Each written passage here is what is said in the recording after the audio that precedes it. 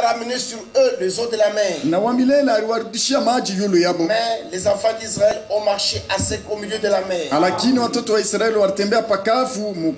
Marie a prophété sœur d'Aaron. Prit à la main un tambourin et toutes les femmes vinrent après elle. Et avec des tambourins et en dansant. Marie répondit aux enfants d'Israël. Chantez à l'Éternel. Car il a fait éclater sa gloire. Il a précipité dans la mer le cheval et son cavalier. Que Dieu bénisse le de sa parole. Est-ce que le micro donne?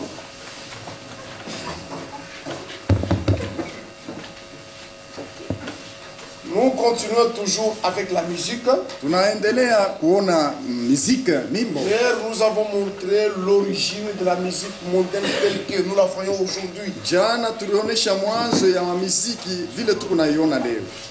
Ce sont les descendants de Caïn qui ont été le premier à jouer de la musique. Et nous avons vu même leur père fondateur. Cette musique-là, effectivement, quand vous l'observez attentivement, c'est tout simplement une perversion. Parce que même s'il faut chanter, même s'il faut danser, il faut que les gens viennent payer l'argent pour suivre la musique. Ils le font pour avoir l'argent. Ils le font pour être célèbres. Ils sont plus pires que Judas Iscariote. Judas a vendu Jésus. Il a eu 30 pièces d'argent. Mais ces musiciens mondains ont battu Jésus. Et ils ont eu beaucoup de célébrités. C'est-à-dire, ils ont vendu le don de Dieu au diable. Et le diable maintenant l'utilise. Et il leur a donné en contrepartie de l'argent, de la gloire, des femmes, et ainsi de suite. Ce sont les instruments du diable pour envoyer les hommes et les femmes en enfer. Peut-être quelqu'un peut dire, comme la musique a commencé ainsi, il ne faut pas commencer à chanter. Non, non, sur la terre, eux ont copié ce qui se faisait au ciel. Comme elle est une musique pervertie, il y a une musique originale. Si leur danse a été pervertie, il y a une danse originale. Eux ont copié la chose normale, mais ils l'ont perverti. C'est pourquoi aujourd'hui nous voyons cette musique pervertie.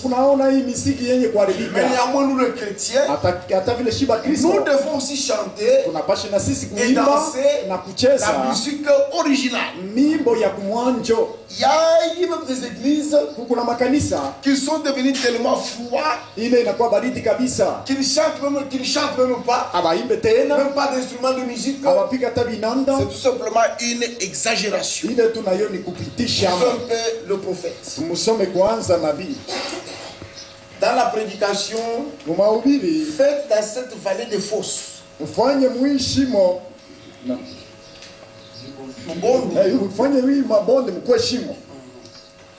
À la page 4, paragraphe 9. Vous savez, quelqu'un m'a dit il y a longtemps, Frère Branham, ce n'est pas correct d'avoir de la musique dans l'église.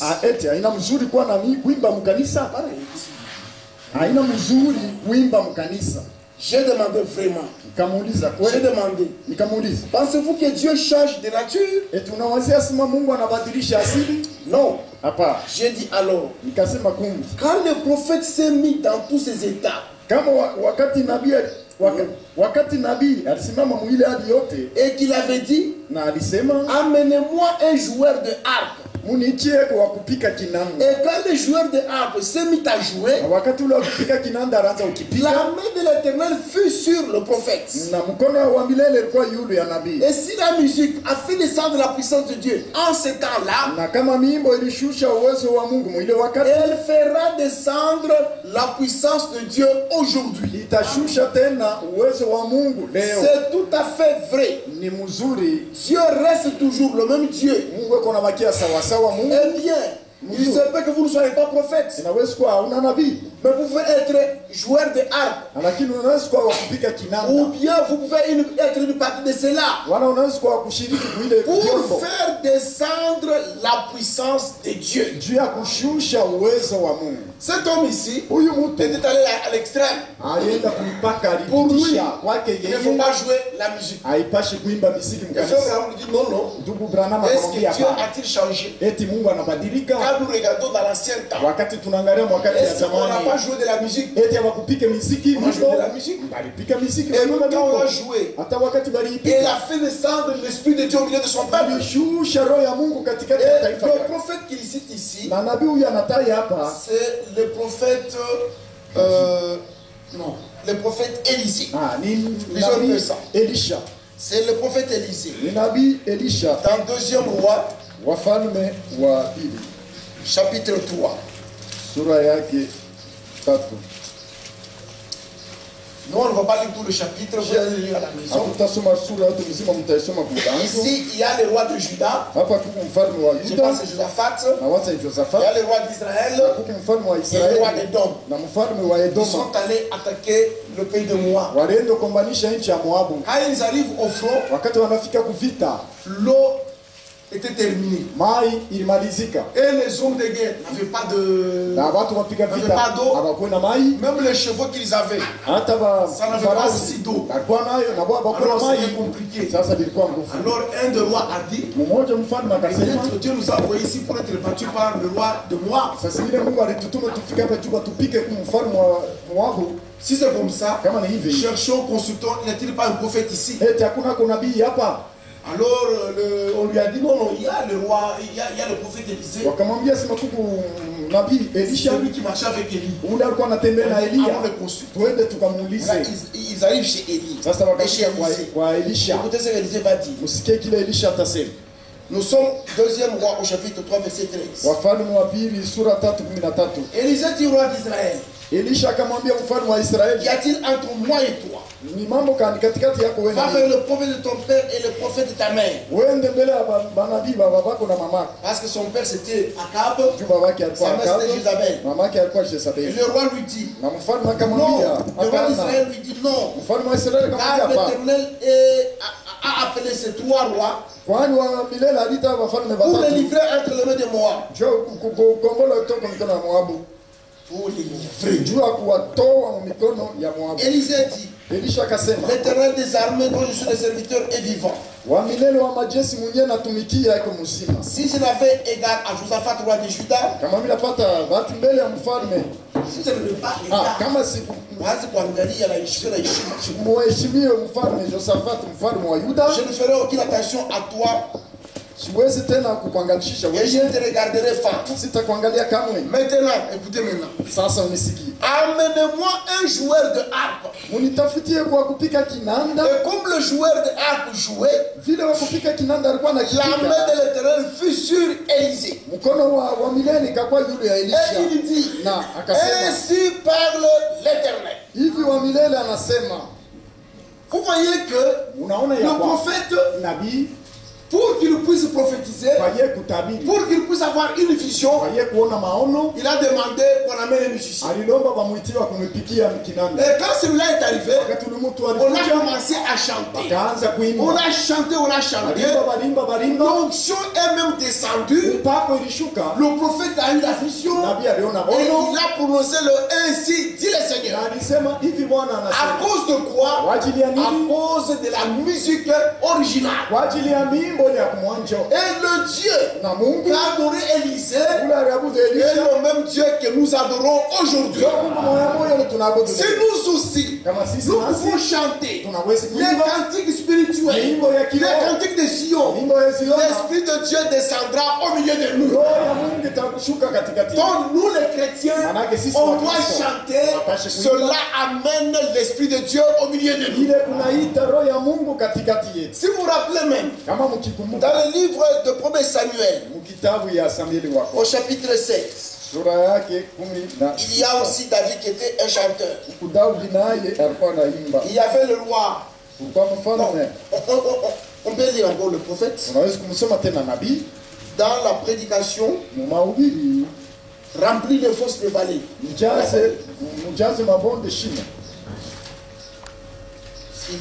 revient sur la même chose.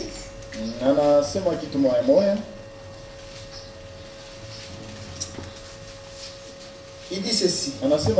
Paragraphe 42. Alors il fut irrité, ça dit le prophète. Alors vous savez, lorsque vous êtes irrité, énervé comme cela, ce n'est pas le moment indiqué pour rendre un service à l'Éternel. Vous savez ce qu'il a dit? Néanmoins, allez me chercher un joueur de harpe. Qu'ils se mettent à jouer. Maintenant écoutez bien. Vous qui ne croyez pas au fait de jouer de la musique dans l'église, que dites-vous de cela? Oui, il a dit, allez me chercher un joueur de harpe. Je suis tout énervé aujourd'hui. Ma juste indignation a bouillonné. C'est un prédicateur fontané qui se tient là-bas, qui agit mal là-bas en faisant cela. Il faut que j'ai une vision maintenant. Amenez-moi donc un joueur de harpe. Ils sont allés et ont amené toute la musique. Ils se sont mis à jouer de la musique. Un très bon cantique. Et bien vite. Lorsque le cantique retourne à Sion, lorsque la musique et les enfants commencent à chanter du fond de leur cœur, il s'est produit quelque chose. L'Esprit de l'Éternel vint sur le prophète.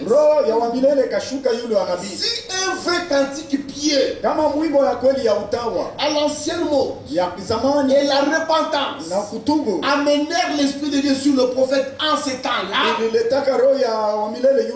cela fera la même chose aujourd'hui. Et remarquez, il voulait voir l'issue de la chose.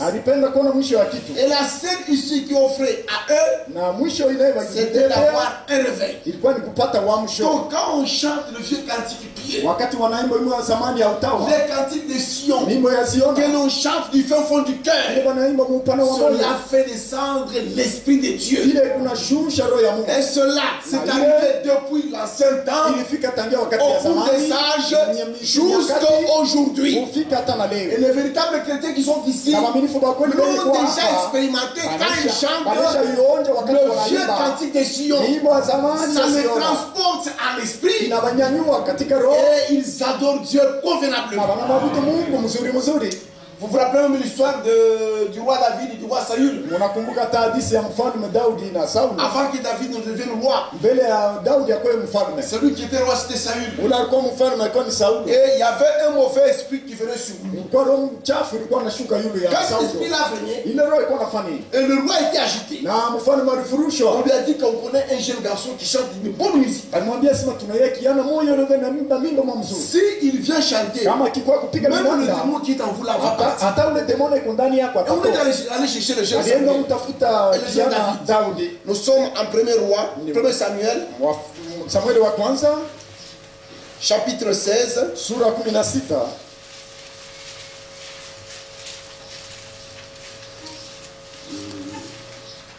nous prenons le verset 23. À la maison, vous allez lire tout le chapitre.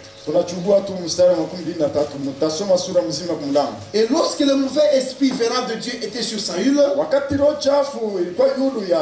David prenait la harpe Daudi alikuwa anachukua kinanda et jouait de sa main. na alikuwa anakipika mikono yake. Saül respirait alors plus à l'aise. Na Sauli alikuwa anapumzika sasa Et se mzuri. trouvait soulagé. Na alipata kumpumzika. Et le mauvais esprit se retirait de lui. Na ile roho chafu ilikuwa inamtoka. Le vieux cantique de Sion Mimbo ya zamani ya Siona. chasse même les démons dans les gens. Ipo nafukuza hata mademoni. Vous-même là, Mwe wenyewe vous pouvez pale. être saisi par l'esprit de colère. Unaweza kushikwa na roho ya kasirani. De mauvais humains. Unalamko mbaya. Si seulement vous vous réveillez, Kama ukiamka, vous prenez seulement les cantiques de Sion, ukichukua tu mimbo ya vous Siona, commencez à les chanter. unaanza Un kuimba. à un, vous chantez. Moya moya Vous kunaimba. chantez, au fur et à mesure que vous chantez, Wakati ndio kunaendelea vous kuimba. ferez que l'atmosphère en vous va aussi changer. Unasema hali yako itabadilika ndani. Voilà pourquoi chanter, Ndio kwa maana kuimba c'est capital pour un chrétien. ni ya mafaa kwa Mkristo. Dans le monde, Dunia c'est la musique pervertie. ni mimbo yenye kubadilishwa. Dans la parole, c'est la chanson originale. Ni mimbo ile ya kumwanja. On chante et on danse en esprit. Katika roho. Ça fait partie de la parole. Nayo ni sehemu ya neno la C'est Mungu. pourquoi même Frère Branham, Ndio kwa maana hata ndugu Branham il témoigne que anashuhudia au hapo. début, Mwanzo quand il a rencontré les pentecôtistes wakati alikutana na watu wa qui chantaient et dansaient en esprit, alikuwa naimba na kucheza katika roho. il pensait que c'était des absurdités. Aliwazia sema ilikuwa ni vitu vya Il a bugumba. dit que je me suis mis à lire la Bible Akasema nikaanza kusoma Biblia pour savoir juu ya si kujua la danse kama et kucheza la musique na se retrouvent dans kuimba la Bible. unapatikana mu Biblia. Et on peut lire ça. Tunaweza kusoma. Nous sommes dans la prédication intitulée Kuna mahubiri 20 yayo Être pardonné. kusamehewa. Paragraphe 29 à 32. Nukta 29 kufika na 32. Prenons d'abord 29.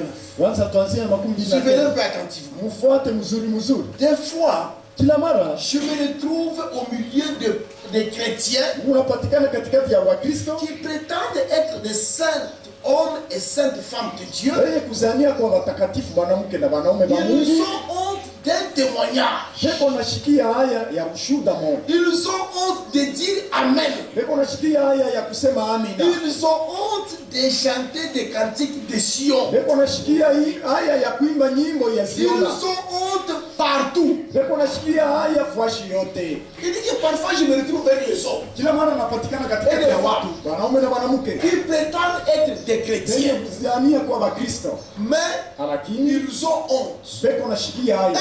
Ils ont honte de témoigner. Kwanza beno nashikia haya kushuhudia. Comment un chrétien Namna kani Mkristo peut croire, anaweza kuamini évoluer dans la na foi kuendelea et mwimani, ne jamais témoigner qu'il est chrétien? lakini ashinde kushuhudia sema ni Mkristo.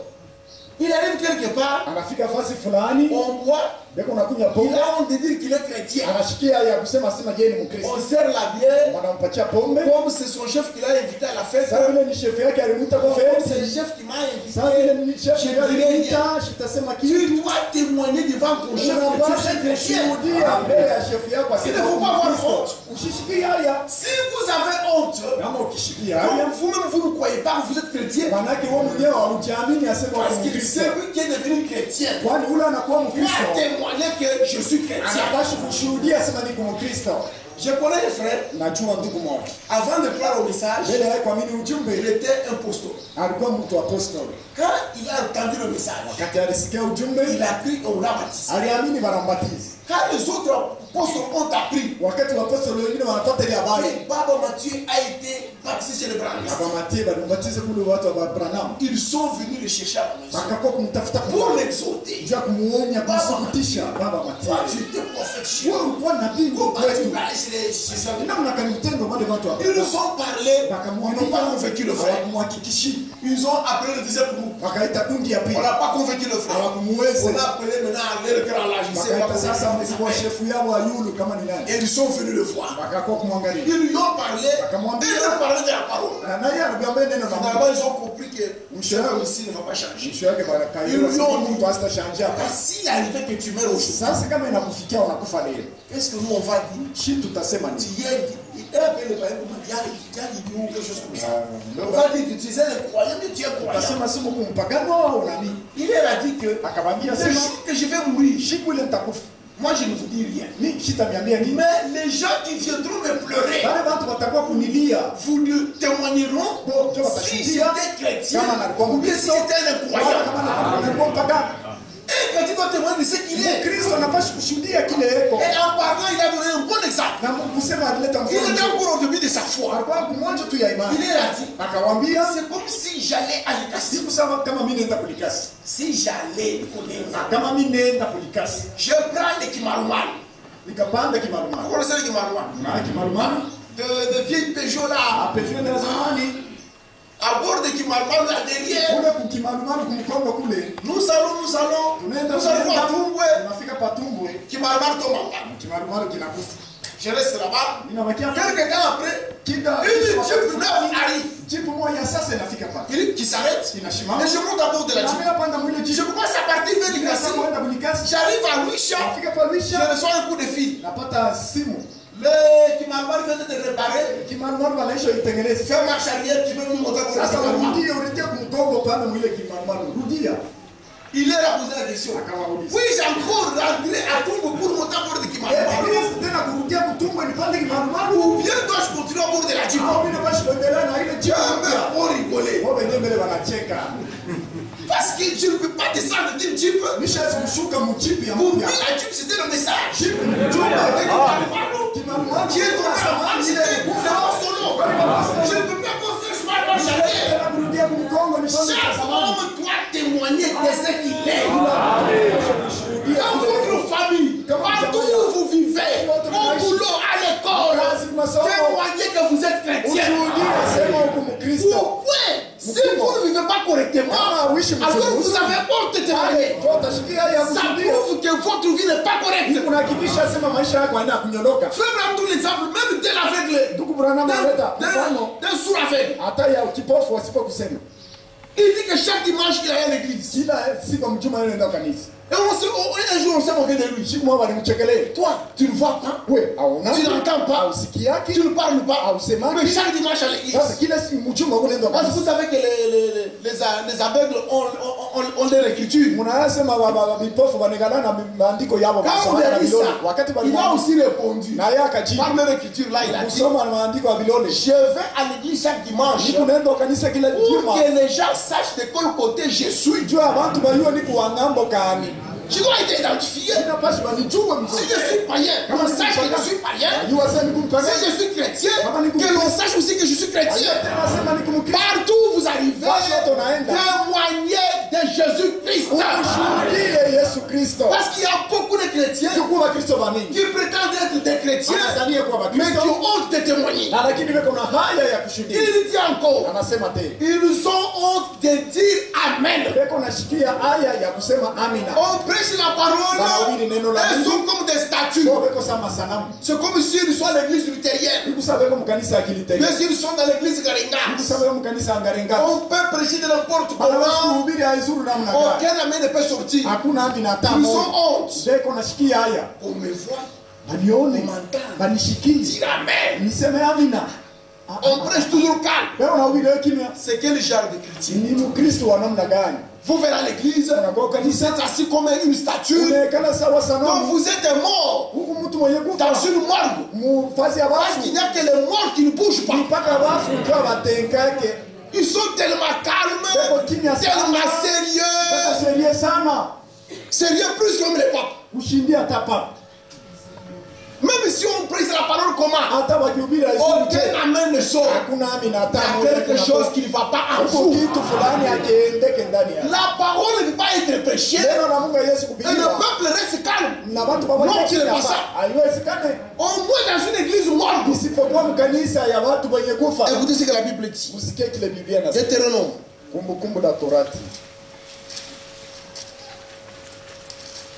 Chapitre 27.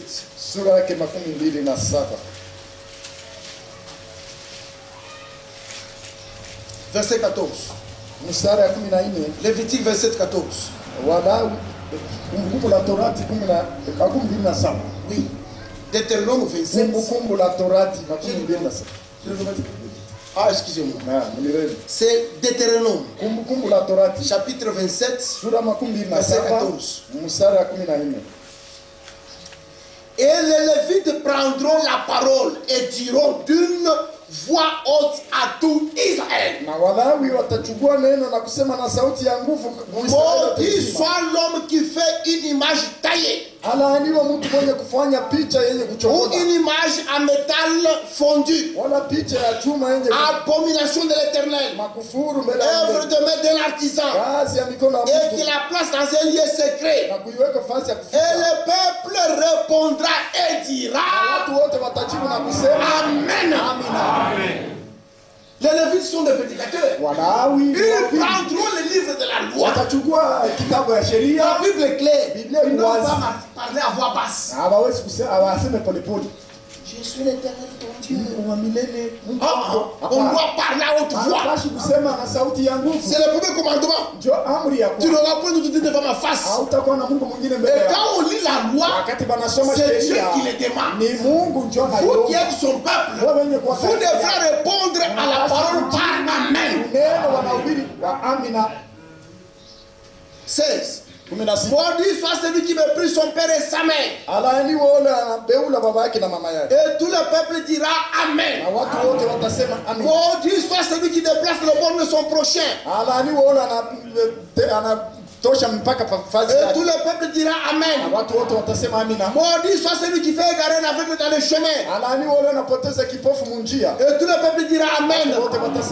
Maudit soit celui qui porte atteinte au droit de l'étranger, de l'orphelin et de la veuve. Qui porte atteinte au droit de l'étranger, de l'orphelin et de la veuve. Tout le peuple dira Amen. Maudit soit celui qui couche avec la femme de son père, car il soulève la couverture de son père. Et tout le peuple dira Amen. Toute la loi, quand elle est lue, vous êtes appelés à ponctuer par Amen. Qui l'a demandé? C'est Dieu lui-même. Il ne faut pas être comme certaines personnes orgueilleuses. Comme nous sommes Amen. L'amen c'est à la parole de Dieu. Quand on lit la parole, c'est Dieu qui vous le demande. Vous devez dire Amen à la parole. Amen signifie ainsi soit-il. Dieu vile. On prêche la parole. Vous voulez répondre que Dieu vile. Il y a quoi rire? C'est Dieu qui l'a demandé. C'est pourquoi on ne peut pas prêcher la parole. Les gens comme des morts à la mort qui regardent les prédicateurs. On lit la Bible, les gens regardent. On lit la Bible, même pas Amen. Attends, même si tu n'es pas d'accord. Comme c'est la parole de Dieu, tu dois obéir à Dieu. C'est Dieu qui a exigé. On ne doit pas être calme comme dans une messe. C'est à la messe où on est calme. Si tu bouges, on me dit attention. Frère Branham raconte l'histoire d'une sœur qui était allée rendre visite à ses enfants. Et il est en train d'aller à l'église où mort. Il arrive là-bas. La sœur, elle était fervente d'esprit. Elle salue le gars. Bonjour mon père, que Dieu vous bénisse. Et là, entre, il s'assoit là-bas. Le pasteur passe à la chair. Jésus-Christ est venu mourir pour nous les pécheurs. Tout le monde, silence. Jésus-Christ est venu pour nous les pécheurs. Est-ce que moi je ne suis pas pécheur? Tu dois dire Amen. Calme. La soeur seule lève la main. Elle dit Amen. Elle a dit Amen. Toute l'église s'est tournée. Elle vient tous ces Frère Branham dit quand on remet thermomètre spirituel, on n'a pas de 50 degrés sous zéro. Ils sont morts. Écoutez un peu du temps de Néhémie. Quand on lisait la parole, le peuple faisait comment? Néhémie 8.